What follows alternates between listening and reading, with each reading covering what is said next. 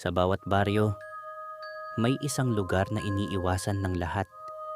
Hindi dahil madilim, kundi dahil may nakatira roon na hindi mo dapat makilala. Sa baryo ng San Isidro, may isang bahay sa dulo ng kalsada. Napakatahimik, luma, at laging sarado. Pero sa gabi, parang may gumagalaw. Bago natin simulan ng video, pwede bang makahingi ng like, share, subscribe sa channel na ito? Malaking tulong ito sa aming mga content creator. Maraming salamat po. Si Paulo ay bagong lipat sa Barrio San Isidro. Lumaki siya sa syudad ng Manila. Kaya hindi siya naniniwala sa mga kwento.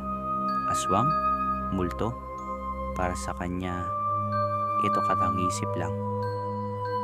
Isang gabi, habang naglalakad siya, may lumapit na matandang babae sa kanya.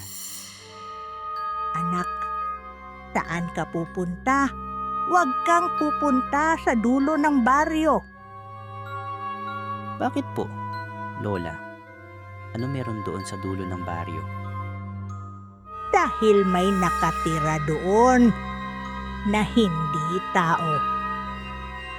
Kaya binabalaan kita, iho. Hindi naniwala si Paulo. Bilin ng matanda. Sa halip, lalo siyang na-curious. Titignan ko nga kung ano meron doon, sabi ni Paulo. Gabing-gabi na. Tahimik na ang paligid. Habang naglakad si Paulo papunta sa dulo ng baryo. At doon niya nakita ang bahay. Ito'y luma. Sira-sira na. At tila walang tao. Pero may ilaw sa loob nito. Pinuntahan niya ang bahay at dahan-dahan siyang lumapit. At bahagyang binuksan ang pinto. Sa loob ng bahay may isang matandang babae nakatayo sa kusina. Tuloy ka, sabi ng babae. Ito'y ngumiti. Pero may kakaiba, sobrang putla niya at hindi kumukurap.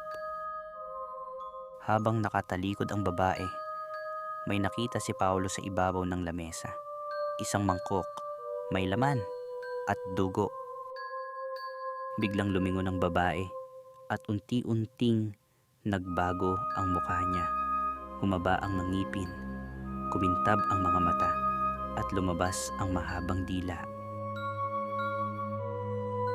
Tumakbo si Paulo palabas ng bahay sa sobrang takot at naririnig niya ang paglipad sa likod niya at ang tunog ng kuko sa bubong. Pagdating niya sa bahay, hingal na hingal si Paulo. Akala niya ligtas na siya, pero may narinig siyang boses sa likod. Bakit ka tumakbo, Paulo? Paglingon niya, nasa likod niya ang babae, ngumiti at bumulong. Hindi pa tayo tapos.